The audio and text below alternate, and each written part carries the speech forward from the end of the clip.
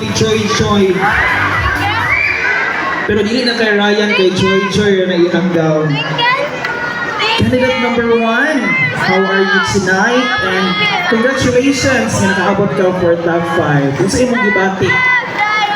I'm so excited at the same time. I didn't expect that I will go in the top 5. And so, your question, are you ready? Yes, I am. Your question, I will read it twice.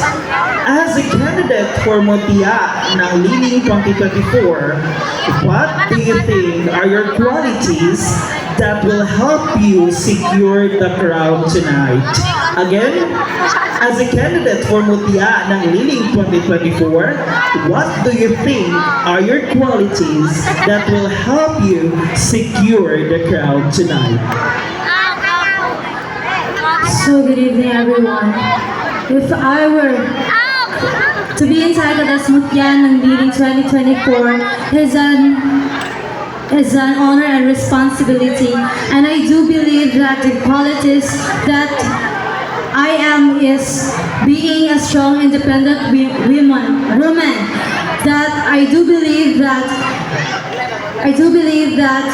even though I am just like this, and it is my first time to join in this kind of pageant, I can pursue my passion and promote my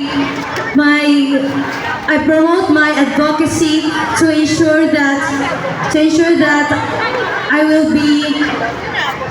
I can do this. That would be all. Thank you. Thank you so much for the very wonderful answer, candidate number 1, Pampuroko Uno. Ayan.